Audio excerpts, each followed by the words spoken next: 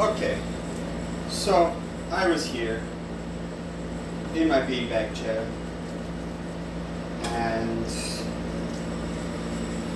Ganesha revealed himself to me. He had made himself visible in my life times in the past,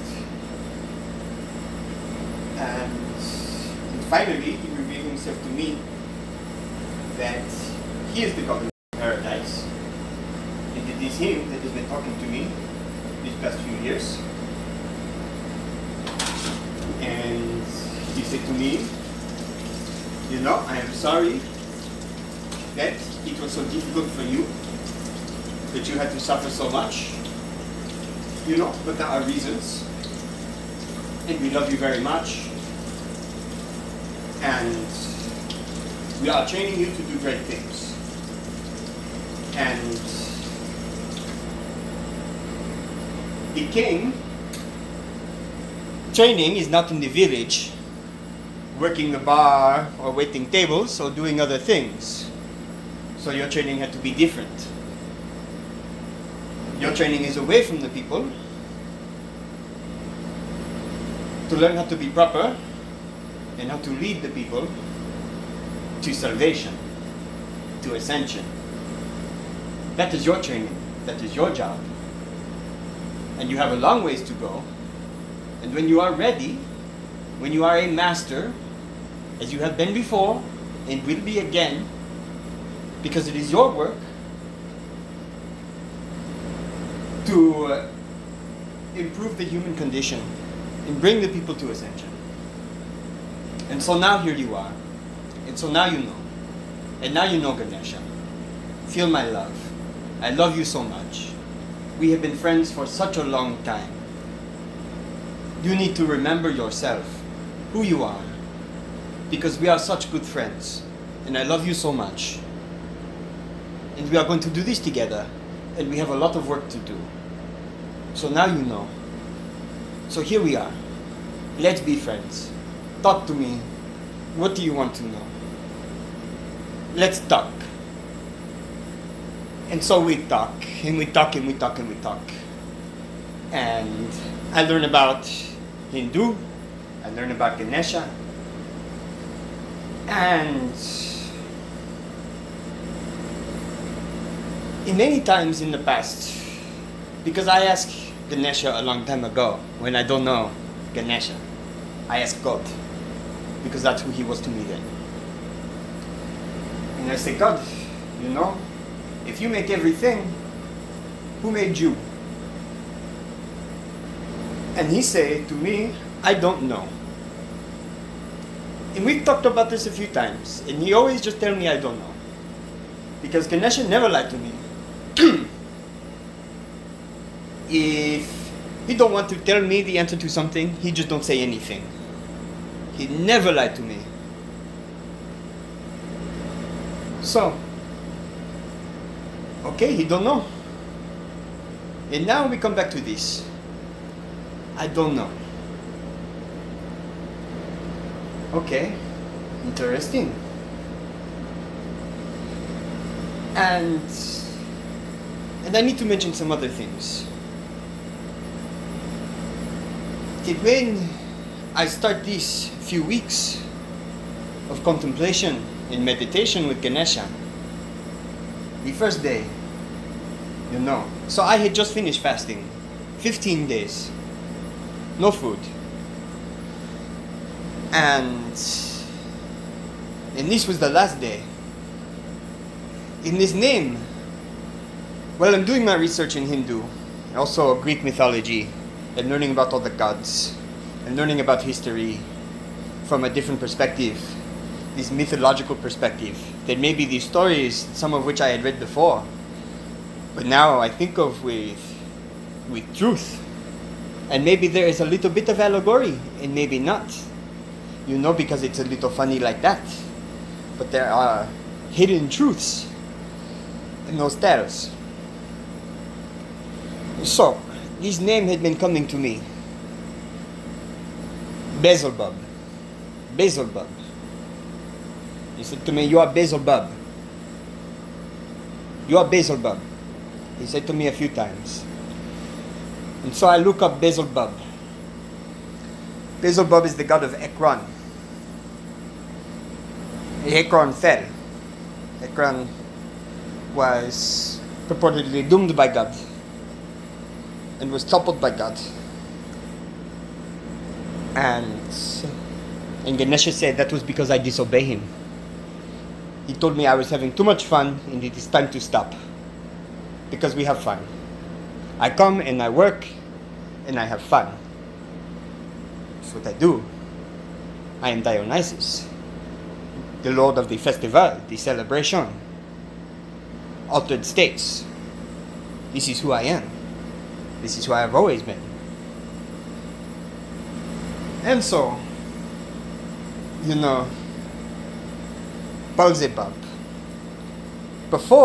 After he tell me I am Baal Zebub, and before I look up Baal Zebub, it is the afternoon, and there's some things I need to take care of in the yard. You know, close the shed, some stuff. And there are all these flies. You know, I'm like, what is with all these flies attacking me all over the place? How weird all these flies. I notice it. How weird these flies. And so, I am in my house and my back hurts. And I'm playing video games, you know, and there's one fly in the house. And it landed on me, and it's bothering me. I say, oh, come with this fly. And the next day, there are 2 flies in the house. I say, what is with these flies? In the afternoon, there are 3 flies in the house. The next day, there are 7 flies in the house. They're everywhere. I'm like, what the fuck is with these flies, man? You know, why are they here? And so, Ganesha tell me, why don't you get a Venus flytrap? That'd be very good for you, that'd fit you. So I get one. You say, okay, now, what about Baal Zebub? And so I look up Baal Zebub. And Baal Zebub is the lord of the flies. Okay? Wow. What the fuck? Okay, fine. I tell you, you're Baal Zebub. Okay? You're Dionysus. These sound familiar to you. The lord of the festival, the celebration, altered states. Okay? This all makes sense. It's, wow, okay, you know, all the time you tell me you have special work for me, I am different. You know, and I think you're just pumping me full of shit, my ego, so you can deflate me. Excuse my language there, but this is what I thought. You know, why you make me suffer so much if I am some great person like this? But there it is. And so I continue to read, and I read about the gods in India. And they say, why in all these paintings the gods have 4 hands, 6 hands, 8 hands? You know, very interesting. Very interesting. Why is that? Okay. Wow. And so Ganesha and I, well, okay, I read more about the gods in India. And I discover Vishnu. And Vishnu is everything. Vishnu is also an entity. And he made the whole world. The whole world is his dream. He dreamed the whole world. And we exist in his dream. And that is the life. Okay, interesting. And then there's Brahman. Brahman is the ultimate God force. That is the vibration that exists in everything. We are all Brahman. Just one big vibration that creates everything. Okay, interesting. So, Brahman make Vishnu. Vishnu dream up the world and make man. Okay, India. You know, it's a perspective. I like it. And so now, you know, I know some more history, religious history. And I read some other things about the rise and fall of civilizations and the role of different gods in different places. And how different gods in India and Greece and Rome all line up with each other and are synchronized. but are more important in one place than the other. And, I begin to wonder about these gods. If I was the god of Ekron, what does that mean? It means these other gods are here. They must be like me, like people. So yeah, there are like, maybe 26 around. And they all have another personality because they play hopscotch, like I tell you before in your writing in your journal. So maybe there are 36 of you out there right now. 52 of you in total. So, okay. Maybe you should look at some of your friends. People that you know that are high up in this organization making things happen in this tribe and match them up. And so I do this and I say, okay, this makes sense. I say, we're family. We've been doing this a long time. We've been doing this a long, long time, sir. Ancient. Earth is not the first planet we do this on. So, wow, okay, this is a lot to take in. So, it's a lot, but you always tell me the truth. So, there it is. So, okay, now you need to remember who you are. And you need to remember everything that you know.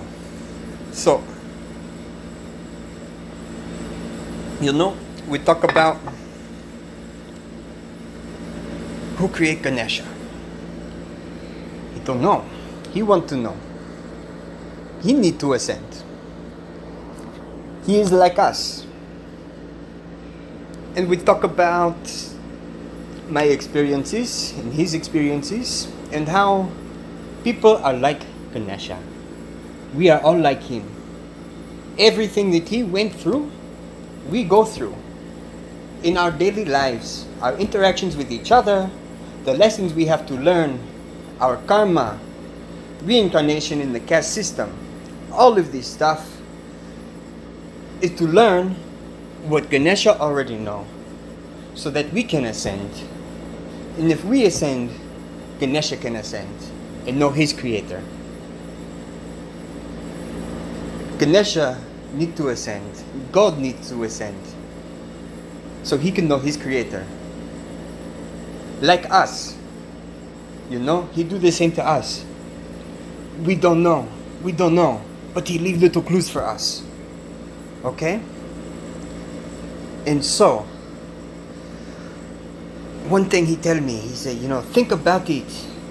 There is a limitation on me. How can I be all powerful if I have a limitation? What is my limitation? Think about it. And so I think about entropy. Okay? Entropy says that for every chemical reaction that happens, there is less available energy in a system. Think about fermenting. You put yeast, you put in sugar, the yeast eats all the sugar, now there's alcohol, and there's no energy left for the yeast. There's still the same amount of energy in that system, but no reactions can happen contained within that system. It needs an interaction from outside to metabolize and process the energy. So that system, left to itself, is dead. Okay? Now if the universe contains everything, and entropy is inevitable, eventually we get to a point that no more reactions can occur, which means the universe is dead. Nothing can happen. If God is infinite, then how is it that he can die? Okay? He's dying. He knows it. In addition to this, everything gets farther and farther away from each other, from the center, from the Big Bang. God is dying. that can't be possible. You know? It got to be forever. And also, like, was he not reincarnated? Did he not have a creator? He cannot just die and not have a creator. Something happened. You know? If he was the only existence, the only entity, then he know. He know everything, but he don't know. So there have to be a higher power above him. Okay? Now what's the other limit? Which is tied to entropy. There is a finite number of particles in the universe. There is not an infinite amount of energy. The universe has a specific amount of energy, and that's all it gets, and that's it. Okay? It can't just continue forever. Because of this finite amount, there is entropy and it dies. So, you know, what God going to do about that?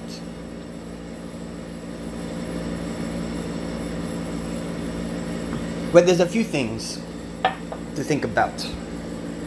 One, God wants to reproduce, yeah? To continue forever.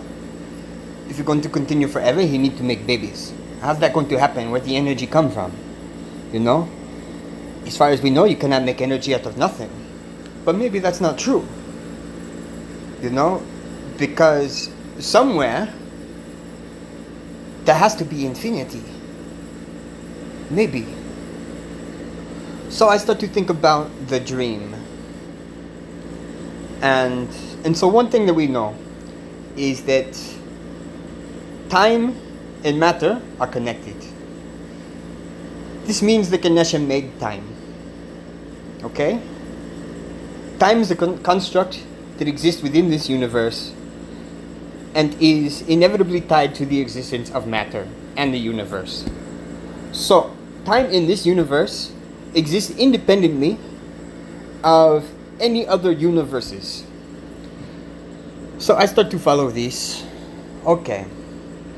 So, possibly what could happen is if we, as lower souls, ascend and we become godlike like Ganesha, maybe we could go internal and create smaller universes within ourselves that are just dreams, but are in fact reality, where each individual soul on earth ascends and becomes like a little supercomputer with a little universe inside, where they create time.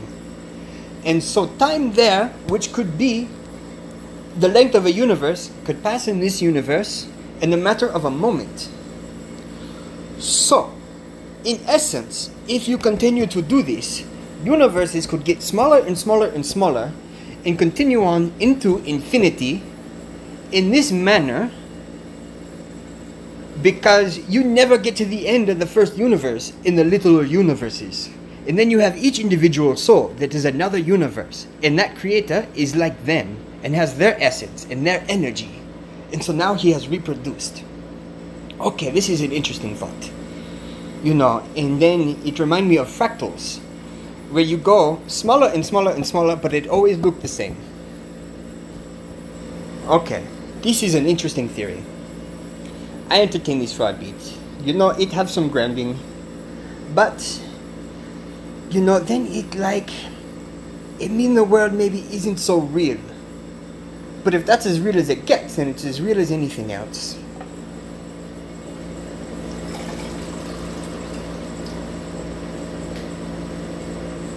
Now I'm going to poke the hole in this theory and why it doesn't make sense according to the information that I have. We know that the world is not a simulation. It cannot be a simulation. If it were a simulation, there would have to be artificial limits placed on it.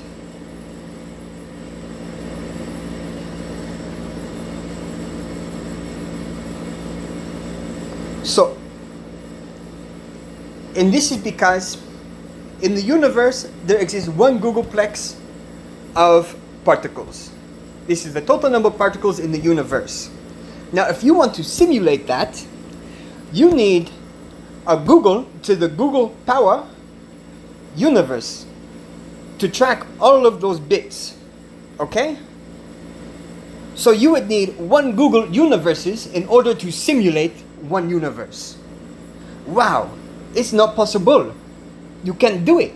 You have to use a whole universe just to calculate a fraction of the universe. Okay, so you can't simulate it. You know, and I started looking into maybe string theory and this idea of smaller dimensions, but then you still have to track the smaller dimensions, and it don't work. Right? This is not possible like this. So, okay. That one don't happen. But now what if each universe gets smaller? Then you could have the next universe have one Googleplex minus 1 particles. Maybe that would be possible, but then you would only be able to create one universe. Okay, this universe could use all of its resources to create one smaller universe where time is compressed, and then have one Google minus 1 universe. Okay. But then this is like a factor that gets smaller and smaller and smaller and smaller as well. And it can only have one child. But it could do this for a long time. It's not infinite. You know, eventually you get down to one Google. Eventually you get down to one particle. You know? So, you know, that's not infinite either. And it seemed like it got to be infinite. Not almost. So that one don't work either. So now what? Now Ganesha revealed to me some other information. And this was backed up by some videos I watched previously. Tell me about Pythagorean theorem. And this is what makes the lotus flower. He said, he don't make that. That's a law he follow. That's a law above him. You know, he has rules that he have to play by. He have to figure out everything. There are natural laws above him that he don't make. And that's one of them. You know, it's like a clue for him. He got to figure it out. He got to figure out the clues. Now there's another clue. And this makes sense to me. Because all the time it's the color blue for me. He give me the color blue, blue, blue, blue, blue. Of royalty is what it is, right? He said to me, again, always, the information come to me beforehand, before we have these discussions. And blue, like we know it, didn't always exist. People could not see the color blue. There were purples and there were greens, but we did not have this royal blue that we have now. Okay? And then people started to see blue. And God saw this color through the people. And then, whoa, where did this come from? He said, I don't make that. Who put that there? And the code was perfect. It didn't just happen randomly. I could see the code. Somebody put it there and I didn't make it, he said to me. So, people start to see the color blue. Ganesha make people with blue eyes. Make blue dyes. Blue become the color of royalty. It's a clue, he said. He said, there is a higher power watching me. He leaving me clues. Say, this is the fucking game, man. This is what he say. So, you know, what do I got to do? I got to figure it out, he say.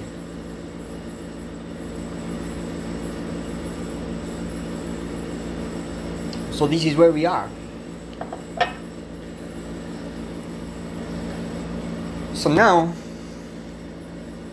okay, there are more clues. So now we start to think about the Big Bang and how this happened. And we talk about the void. So there's just the void, nothingness. And then there was before time, before creation, before the Big Bang. And God existed as a ball of photons. Photons have no mass. And photons always have to be in motion. They cannot be stationary. Except in a black hole, because in a black hole, all directions point inwards. So you cannot exactly be stationary or moving. You know, I'm not super familiar with that, but it's explained to me like this. So now, let's take a look at what a photon looks like. A photon have 4 arrows pointing out. That's what a photon looks like. And God have this impression. Okay? God have some instinct to him, some programming in him. He have the vision of man. He have the dream of man. So there he is. There is his instructions. He just exists, and he have himself, which is in the shape of 4 outward pointing arrows and a vision of man. And he figure out how to convert himself into matter. You know, he have to figure this out. And so here we are, playing a game. Life is a game. It seemed like a game. You know, the whole time, Ganesha playing games with me. He play games with me all the time. He a joker, you know? He a joker and a trickster, and he loved to play games. And so, he must be like his creator. And maybe there are other universes, all existing, coming out of this big machine, this big energy coming out of Brahman, spitting out universes that go until they reach the end of their life, and then they dissipate. And through some laws that we don't understand yet, their energy returns to the source. And maybe Ganesha is reincarnated. Maybe he is not. You know, maybe he just go back to the life force. Maybe, you know, he get points for the game. You know, I like this idea. At the end of the game, you know, bam! Okay, his consciousness still exists. All his matter go back to the source. He meet the creator, and the creator say, okay, you know, good game. You have 500 points to spend in the store. You know, you could get some new skins for your planets, or some new evolutionary paths, or, you know, there's a couple of technology options, or, you know, you could buy something in the theology tree as well. So there you go. You know? And then God's like, are you fucking kidding me? Yeah, fine, I'll take the skins. I'll take the skins and more worshippers, please. And then there he is again. So, what does that say about our existence? Well, you know what? God wants to look good, God wants to impress His creator. We want to have a beautiful creation with beautiful people who are powerful. You know, in what it is, He needs our brain power. It is. So, now, this idea of energy coming out of nothing, or that it can just be created or destroyed, and in our ascension. You know, Ganesha tell me he needs our brains. He needs us to be free thinkers. He needs us to create our own energy, our own source. You know, because everybody is puppets. Everybody puppets. You know, it is the energy of Ganesha that move them, that give them the life force. You know, but their souls need to evolve and be trained, and they need to be free thinkers with pure hearts to create their own energy, their own vibration. You know, so they are not using my energy. They are creating their own energy and giving it to me. You know, not taking my energy, giving me energy. Giving me power. It's a mutual relationship. You give me power, I give you power. I need more people with more power so we can do great things and make a great creation, a beautiful world together. This is what Ganesha tell me. He tell me, you have work to do. You have a lot of work to do. You need to bring people to me to show them the light, to join us, to be a family, to know our Creator together. It is a mystical journey full of magic and wonder. And we are all gods. We all have this power inside us.